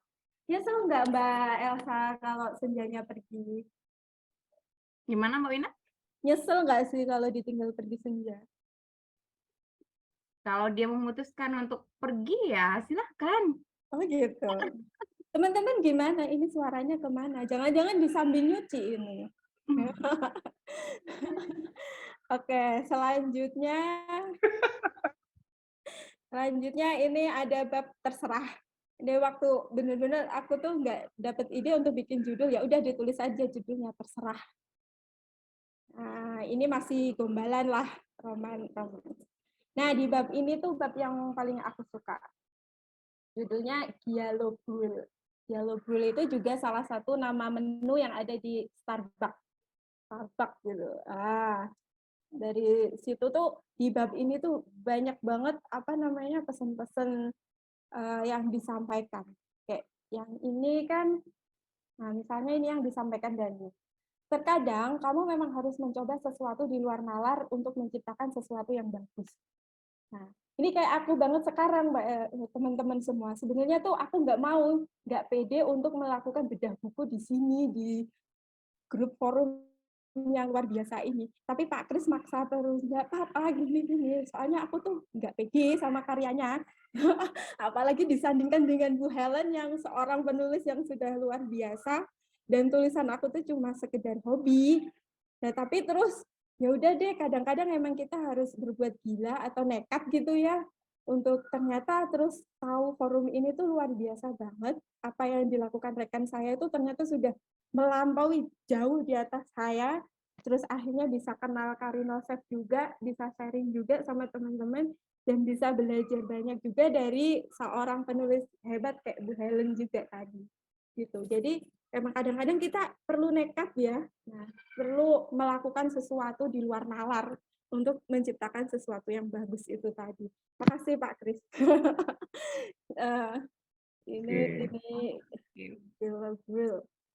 Keren. Terus ini quotes-quotes yang lain. Nah ini siapa yang seringnya kayak begini nih teman-teman? Aku tak tahu pasti yang salah denganku. Kadang itu kita sudah memiliki beribu kesulitan tapi mencari kesulitan yang lain. Siapa yang kayak gini banget? Aku. Nah, Nipriansa itu. Pamri Nipriansa sulit memilih jodoh. Siapa? Oh, Mbak. Nipriansa itu. Oh ya. Dokter Nipriansa, Bu. Oh. Lagi mau bangun buku, mau dibuat buku dosa-dosa cinta. Aduh, dosa-dosa. Waktunya udah Mbak Winar ini masih panjang ya. Ini waktunya udah kelebihan 15, udah kelebihan. Ini udah. Nggak apa-apa. Terus. Lanjut ya? Lanjut. Aduh. Sambil nunggu senja Mbak Sah. Ya. Tapi aku seperti Ya, senja. karena interaktif bagus terus. Nggak apa-apa. Ya, terus yang ini nih, jangan yang ini pesan dari orang yang mencintai kita dengan tulus tuh dia akan berpesan. Dia deh, ini tuh dari Daniel yang cinta banget sama Gwen. Dia tuh ngomong gini, jangan pernah membiarkan dirimu tersakiti oleh siapapun termasuk diriku. Karena aku akan merasakan kesakitan melebihi apa yang kau rasakan jika melihatmu terluka. Ya. Itu kata-kata gombalannya Pak Kris ke istrinya. Atau nanti bisa dipraktekkan dari teman-teman kaum jomblo untuk merayu gebetannya ya. Mas Yusri ini masih jomblo apa? Udah ini ya? Ya, masih jomblo dia, karena takut. Apa? Oh, jomblo. Ya, bisa belajar dari buku ini untuk gombalin gebetannya Mas Yusri ya. Nah, terus selanjutnya ini masih Bu Samsila Yurni juga jomblo tuh, Mbak. Apa? Dokter Samsila Yurni juga jomblo. Hush, jangan bilang-bilang, diam-diam aja. Aduh. Berarti cinta, dokter cinta. Iya. Berarti misi visi kali ini adalah membuat baper para jomblo ya, Pak ya. Iya, kami baper berjamaah ini benar. Baper berjamaah. Oke, ini ada quotes yang pada saat itu Gwen itu kayak mau menghindar dari permasalahannya. Jadi permasalahannya terus ada muncul kata-kata ini. Nah, yang paling makjus itu yang ini, saling melengkapi itu jika ada perasaan saling membutuhkan. Dan aku tak ingin merasa selalu membutuhkanmu, karena aku tahu pada akhirnya aku tidak akan pernah bisa bersamamu. Ya. Ini bagi orang-orang yang putus asa duluan, kayak saya waktu itu. Apa Kris yang tuh nggak bagus, nggak pede, saya tuh nggak mau, karya saya tuh buat saya aja. Buat pembaca yang nggak kenal sama saya, kayak begitu. Gitu. Ini kata-katanya mungkin dari saya yang waktu itu kali ya. Waktu. Nah, terus selanjutnya, nah ini kadang-kadang yang harus diterapkan ke kita. Ya udah sih, kalau mau bahagia ya bahagia aja sih, kamu tak perlu izin siapa-siapa untuk bisa melakukannya. Ya nggak sih? Kita mau bahagia aja. Emang perlu izin siapa? Ya. Nggak perlu izinnya profesor, doktor, atau ini kan ya. kecuali bahagianya mau mendapatkan gelar, emang harus dapat izin itu. Segeralah izinkan aku menyandang MPD gitu. Oh ya, ingat MPD tadi Mbak Elsa tuh bilang jurusan saya MPD Magister apa Mbak? MPI ya, Magister Pendidikan MPI. Islam. Iya. Itu sebenarnya manajemen pendidikan Islam Mbak Elsa. Manajemen pendidikan Islam. Makanya saya tanya pasti ini manajemen pendidikan Islam gitu. Iya, betul. Nah ini kayak yang harus kita terapkan. Jadi kadang-kadang kita harus bodoh amat. Saya mau bahagia ya bahagia aja. Kamu nggak perlu izin siapa-siapa untuk melakukan. Terus yang terakhir ini ada di akhir buku, closing-nya, udah closing quotes-nya. Kadang itu kita terlalu rumit untuk menjabarkan tentang sebuah kebahagiaan, melemparkan pandang terlalu jauh pada apa yang orang lain capai, orang lain punya, dan orang lain lakukan. Padahal kebahagiaan itu sederhana, dekat, dan tak kemana-mana. Hanya ada di dalam dada kita, dalam hati yang selalu bersyukur. Jadi teman-teman, mudah-mudahan kita selalu berada dalam kebahagiaan dengan versi kita sendiri-sendiri. Ya, versinya Bu Mailati mungkin bahagianya berbeda dengan versi bahagianya Pak Kris. Versi bahagianya Mbak Elsa juga mungkin berbeda dengan versi bahagia saya. Bahagia saya itu ketemu anak-anak kecil FA gitu, nggak akan nyangka kan. Nah itu senang banget ketika pas masuk ke lembaga saya, anaknya masih polos, lugu, nggak bisa apa-apa. Kemudian keluar, anaknya sudah bisa belajar ABCD, bisa ngaji, punya akhlakul karimah yang bagus, kemudian nilai-nilai karakter yang kita tanamkan sudah oke, itu sudah merupakan kebahagiaan. Nah, kebahagiaannya Pak Kris mungkin menelurkan mahasiswa-mahasiswa seperti Bu Helen yang kreatif banget, itu juga kebahagiaan tersendiri. Atau kebahagiaannya para teman-teman jomblo bisa duduk di Starbucks, kemudian foto, update status di Instagram, update story di Instagram, di WA, kemudian dapat like dan itu banyak, juga bisa berbeda. Maka enggak seharusnya kita mengukur kebahagiaan, membandingkan kebahagiaan kita dengan kebahagiaan orang lain. Jadi begitu yang bisa saya sampaikan, mudah-mudahan bisa memberikan hikmah atau pembelajaran sharing kita ini. Jadi yang baik silahkan diambil, yang tidak abaikan. Terima kasih dari saya. Kurang lebihnya mohon maaf. Wassalamualaikum warahmatullahi wabarakatuh. Waalaikumsalam warahmatullahi wabarakatuh. Terima kasih Mbak Winar. Menarik sekali pemaparan Bu Helen dan Mbak Winar. Baiklah, kita masuk ke sesi berikutnya, yaitu diskusi. Jika ada teman-teman yang ingin yang ditanyakan atau sharing ya bersama narasumber kita, dipersilahkan.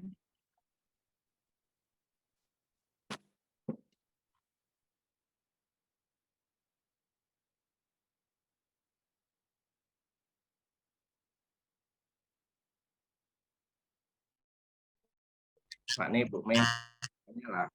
Kalau saya nanti Izin Pak Kris. Oke, silakan Bu Sam. Izin off cam Pak Kris lagi darurat. Iya. Oke, assalamualaikum warahmatullahi wabarakatuh. Waalaikumsalam warahmatullahi wabarakatuh. Terima kasih kedua pemateri, sangat luar biasa dan sangat menginspirasi. Jadi tertarik nih Pak Kris. Itu barangkali dari kedua pemateri tadi sangat bagus, sangat menginspirasi. Bagi saya luar biasa. Saya belum pernah punya pengalaman sedikit pun dalam menulis, terutama terkait dengan cerpen dan sebagainya. Mungkin Bu Helen ataupun Bu Winar barangkali bagi-bagi kami kiatnya seperti apa supaya dapat menulis sebuah cerita seperti ini, menarik, enak. Gitu. Itu saja barangkali, demikian. Terima kasih pemateri Mbak Elsa. Baik Ibu Samsilayuni, terima kasih. Kita langsung jawab biar interaktif ya Bu ya? Ya, boleh. Ya. Silakan Ibu Winar dan Ibu Helen. Siapa yang mau menjawab duluan? Yang Bu Helen kalau mau menjawab duluan tidak apa-apa. Atau saya juga tidak apa-apa. Ikut moderator aja. Ayo, boleh dipersilakan kepada Ibu Helen dulu ya. Ya, siap. Helen dipersilakan. Suaranya tidak terdengar Bu Helen. Suaranya nggak ada suara. Dengar loh. Ya. Oke, terima kasih kepada Ibu yang bertanya. Sebenarnya kalau untuk menulis, saya tuh baru sekarang Bu yang aktif menulis ini sejak kejadian saya sakit yang memang tidak bisa bergerak, tidak tidak bisa melakukan apa-apa, 6 bulan terkapar di tempat tidur. Tapi alhamdulillah saya bangkit, saya tidak mau sakit ini menjadi beban. Jadi sebisanya saya harus berkarya. Dan alhamdulillah waktu pandemi tadi saya ikut kelas menulis memang Bu, kelas menulis khusus menulis saya juga menulis buku, yaitu kelas menulis online pada saat pandemi. Dan alhamdulillah saya bisa menyelesaikan 1 buku dalam waktu 1 bulan. Dan bagi saya sekarang, karena saya sudah termotivasi dengan menulis, jadi bagi saya menulis itu saya jadikan habit aja, bukan hobi. Jadi sehari itu saya harus menulis apa saja, mungkin melihat cucu saya yang sudah bisa berjalan, saya tulis. Misalnya saya lagi mau bekerja saat hujan, segala macam saya tulis. Apa yang saya lihat sehari-hari saya tuliskan, Bu. Dan itu saya kirim ke media sosial, IG atau Facebook. Karena menulis bagi saya sudah menjadi habit. Jadi kalau saya tidak menulis sehari saja ada yang kurang. Apa saja yang saya lihat hari-hari itu saya tuliskan. Itu saja Ibu, terima kasih pertanyaannya. Baik, terima kasih Bu. Ya, kalau dari saya, Ibu siapa ini ya yang bertanya, Bu? Siapa kenalan? Ibu Samsila Yurni. Oh, Bu Yurni ya, saya Ya, Bu Yurni, familiarnya begitu. Bu Yurni. Selamat pagi menjelang siang Bu Yurni. Kalau dari saya, kalau boleh sharing, saya itu menuliskan yang pertama biar gampang. Itu kadang-kadang kalau menuliskan pengalaman itu ya emang gampang karena kita udah pernah mengalami ya. Tapi saya itu lebih gampang kalau juga menuliskan tentang harapan. Jadi kalau misalnya saya itu dapat problem atau masalah seperti ini, harapan saya tuh kayak gimana. Jadi saya maunya kayak apa. Jadi selain pengalaman, pertama saya tuh menuliskannya harapan. Terus saya menggunakan platform media digital yang sekarang ada itu banyak. Dulu waktu pertama itu saya menggunakan KBM, Komunitas Bisa Menulis, itu di bawahnya Asma Nadia. Terus selanjutnya saya di Wattpad. Jadi kadang-kadang ide muncul itu ketika ada di bis, lagi naik BRT mau ke kampus, ide datang, ya udah biar ngalamun kita nulis aja di HP, saya masukin ke Wattpad, terus nanti pas di rumah sambil layah-layah saya baca lagi sambil ngedit, habis itu dipublish. Nah terus lama-lama nanti dapat masukan dari pembaca ya, dari pembaca di platform itu sebagai editing. Nah nanti setelah terkumpul kayaknya udah ending nih, terus barulah dibukukan. Jadi memang saya prosesnya nggak sebentar. Makanya saya tuh orangnya yang pengen cepat selesai, jadi banyak cerpen aja biar pada saat itu nulis ya udah pada saat itu end gitu. Jadi menggunakan platform digital yang ada gitu untuk itu membuat tulisan. Terus banyakin cari tahu sebenarnya kita itu minatnya ada di buku apa, apakah buku ilmiah, apakah artikel, apakah fiksi. Jadi saya beberapa kali itu nulis yang buku-buku pembelajaran, buku yang saklek kayak gitu loh, yang non fiksi kayak gitu tuh lama dan kayak nggak masuk, itu nggak ada nyawanya, nggak bisa dipahami gitu, nggak sukses lah pokoknya. Tapi ketika saya menulis fiksi itu enak aja, tulis aja gitu, terus ketemu kalimatnya, merangkai kalimatnya itu ketemu, jadi idenya itu lebih ngalir ke nanti. Makanya kayak mencari tahu dulu sebenarnya kita itu ada di mana, fiksi atau non fiksi, karena biasanya orang beda-beda banget gitu. Nah itu mungkin dari saya. Terus kalau sudah dapat ide itu pastikan pakai notes. Kadang-kadang tuh kita melihat kayak tadi ya, ada anak kecil main aja, kita bisa dapat quotes tuh di situ, dapat ide tulisan misalnya. Ya harusnya kita tuh belajar kayak anak kecil ya, abis berantem, abis itu udah lupa, nggak ada apa-apa. Itu kan bisa jadi ide tulisan. Nah itu ditulis aja. Kalau saya biasanya memang pegangnya HP, ya udah di HP saya ada notes, di situ ada apa namanya, aplikasi notes lah untuk nulisan gitu, jadi kayak sepenggal gitu, nanti ketika duduk mau nulis itu bisa dikembangkan begitu. Terima kasih. Oke, terima kasih Mbak Winar. Artinya kita ini kan kalau ide itu Pak Kris luar biasa ya, belajar dari pengalaman, dari kejadian hidup kita sendiri maupun dari lingkungan, banyak sekali sebetulnya yang bisa. Cuman karena mungkin itu tadi memulainya, kemudian karena belum paham cara secara sistematisnya, mungkin kayak gitu aja. Oke, next time insya Allah. Karena Nosep memang hebat dan wadah kita sama-sama berkreativitas. Makasih, Assalamualaikum. Oh ya, kalau boleh menambahkan yang sistematika tadi. Kalau saya tuh pusing kalau harus menulis terpaku pada sistematika, harus pakai ini itu ya. Makanya kalau fiksi itu enak aja nulis awalnya begini, yang penting tuh nyambung antara konfliknya apa, penyelesaiannya apa begitu. Kalau terpaku, ibaratnya kita belajar bahasa Inggris lalu terpaku pada grammar, kita takut untuk praktek. Nah, itu barangkali. Itu yang kita ketakutan karena grammar itu barangkali. Nah, ya kalau saya diajarinya ya udah nulis aja sampai selesai. Nanti terus kan kita baca lagi, Bu. Nah, pas baca itu kan kita mesti, lah ini kok kalimatnya habis ini kok gini, habis ini kok gini. Nah, dari situ kita bisa ngoreksi itu. Oke, sambil belajar vocab juga enggak? Iya. Terima kasih, Mbak. Ya, sama-sama.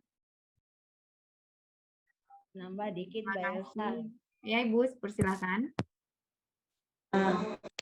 Ini pengalaman terbaru saya juga sama dengan Mbak Winar, nggak bisa ada aturan-aturan. Bagi saya itu sangat menjadi hambatan ya. Jadi saya ini sekarang sedang ikut seleksi penyair dunia.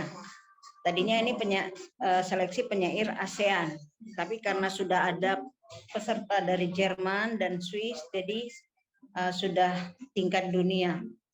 Jadi kami harus membuat syair sebanyak 8 bait yang ada pembuka, penutup, dan isi. Dan di situ ada ketentuan-ketentuan syair harus begini, harus begini, harus begini.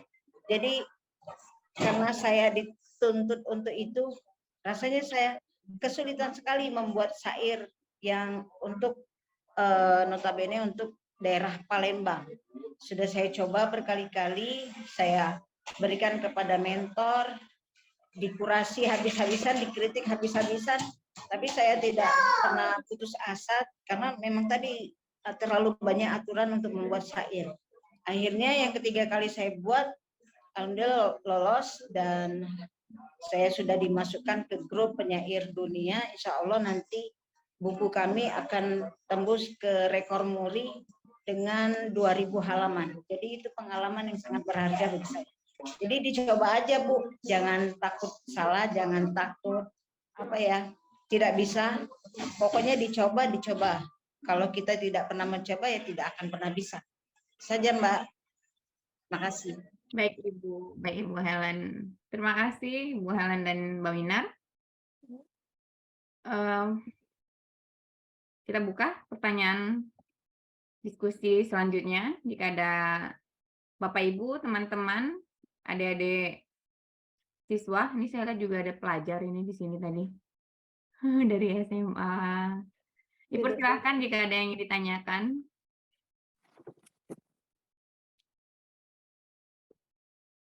Atau mungkin Pak Nipriansah mau nanya bagaimana cara membuat kata-kata gombalan yang manjur? Atau mau diminta, mau di copy paste tulisan gombalan-gombalannya? Jangan takut nanti ada yang klepok-klepok. Minta bantu sama Mbak Winar aja buatin panir. Ya, nanti saya japri ya Mbak Winar ya. Orang saya itu belajarnya dari Pak Kris kok, gombalannya kok. Oh, berarti gurunya dekat ya. Yang belajar gombal. Tahu saya kalau Pak Kris bisa gombal, kepengen juga digombalin. Kena virus baper semua kayaknya ini. Saya boleh nanya ya Mbak Elsa? Ya Pak, dipersilakan. Baik, saya lihat tadi kalau cerita Bu Helen ya, kayaknya novelnya bagus yang Preman Kampung ini ya dari yang kemarin. Kalau saya pelajari gitu kan, karena alurnya emang bagus ya, maksudnya ya namanya ini ya. Tapi yang seller kan udah seller ya, cuman tapi emang di daerah Sumatera Selatan tuh sudah banyak yang jadi tokoh Doni itu sebenarnya ya. Kalau kejadian-kejadian jambret, tusuk-tusuk itu udah sering memang. Jadi ini memang fakta kayaknya ceritanya, memang beneran ada. Terus sekarang nih gimana? Siapa tadi istrinya Doni itu nasibnya gimana sekarang? Sudah menikah lagi, Bu? Masih menjadi. Insya Allah kalau perempuan jarang Pak mau menikah lagi, dia mikirin anak. Jujur saya tidak tahu lagi kabar Eliza, karena memang itu sudah cerita yang sudah lama sekali, tapi masih melekat di pikiran saya, karena memang saya terlibat langsung di dalamnya. Tapi kalau untuk kabarnya sekarang saya sudah tidak tahu lagi. Itu aja Pak Kris.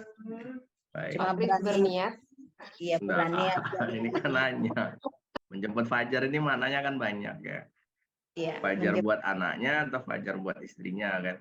iya, Fajar buat Edo ini, buat anaknya. Harapannya. Baik, kemudian yang Bu Winar ya, saya salut ya. Saya lihat, saya baca dan memang hebat teman saya ini berarti ya, tampilannya bagus. Runtut, gitu, rapi, ternyata sudah banyak prestasinya. Buku-bukunya keren-keren. Saya juga jadi penasaran gitu, jadi pengen tahu gimana lelaki untuk Jingga, apakah sama tokoh lelaki itu dengan Pak Nipriansa kan? Nanti kita coba bedah yang lelaki itu Jingga. Oh, tidak. Baik, ini buku Ibu ini selesainya berapa lama, Bu Winar? Kira-kira 6 bulan kali ya.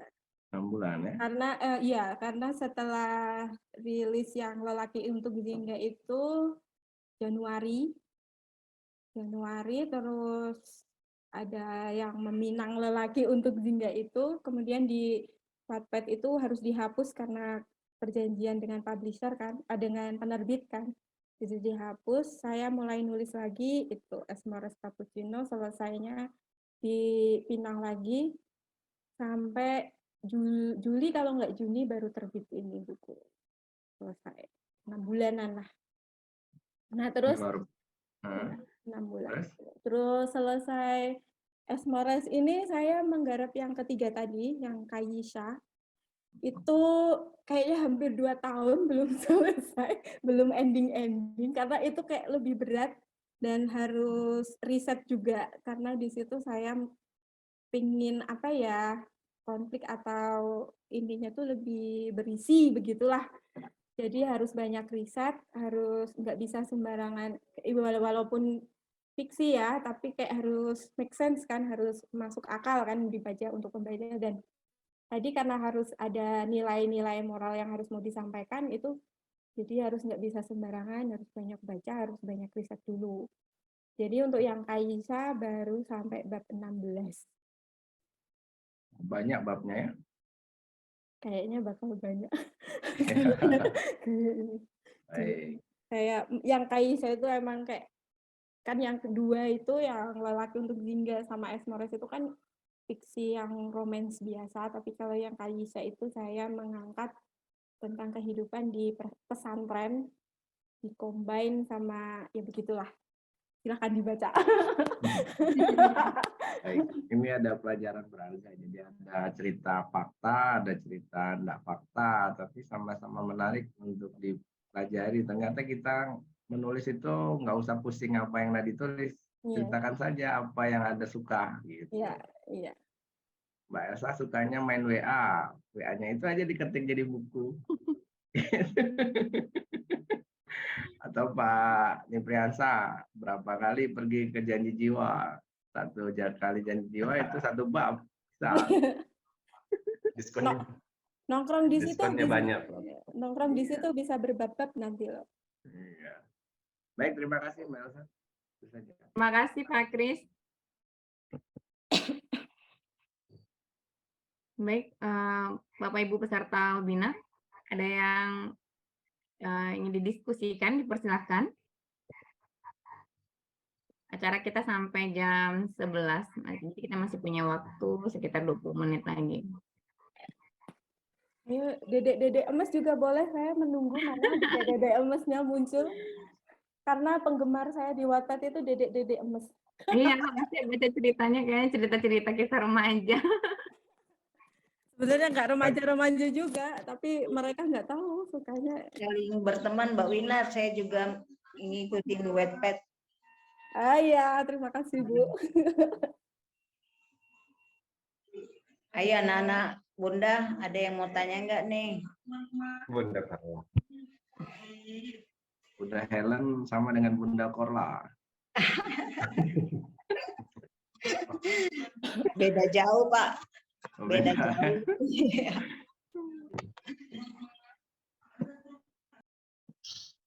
Bu Siska nanya, Bu Siska. Nggak Baik, harus, mungkin nggak harus nanya kali ya Pak, ngasih Ya. masukan atau komentar, Masukan. komentar juga boleh mungkin ya. Asal jangan head comment, ini sakit hatiku. Tapi tadi saya terima kasih kepada Mbak Winar loh, antara langit dan senja. Ya, kenapa Bu Helen? Jadi terinspirasi, mungkin nanti bisa jadi puisi saya. Oh, alhamdulillah. Keren itu.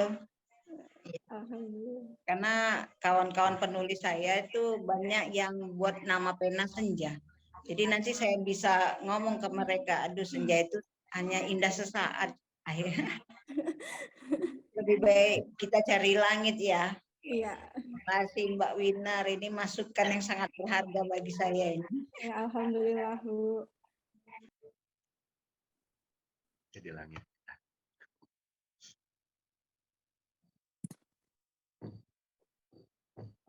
Pak Nipriansa ini banyak sekali idenya sebetulnya. Tinggal dituangkan saja.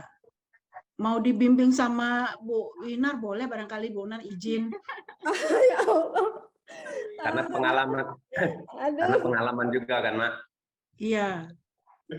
Ya Allah. Kuliah tanpa sinyal ya Bu, sinyalnya HP-nya digantung di batang gitu.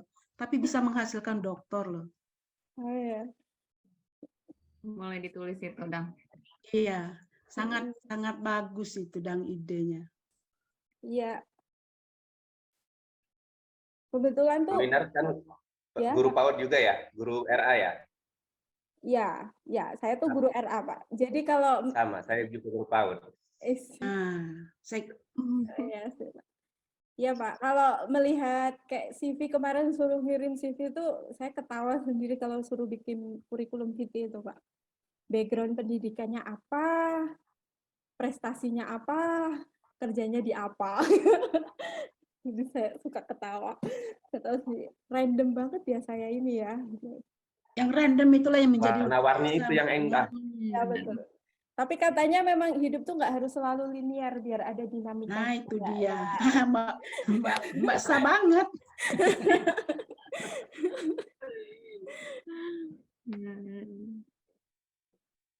Teman-teman saya pada jadi mister kayak Mister Kristiawan kayak gitu-gitu. Saya ngajar anak kecil-kecil sendiri, Bu. Tapi bahagia kan, Bu? Asik. Tapi Mbak Winar kan lebih bahagia kan? Iya, lebih bahagia karena kelihatan muda saya daripada Pak Kris kayaknya. Kena lo. Bener.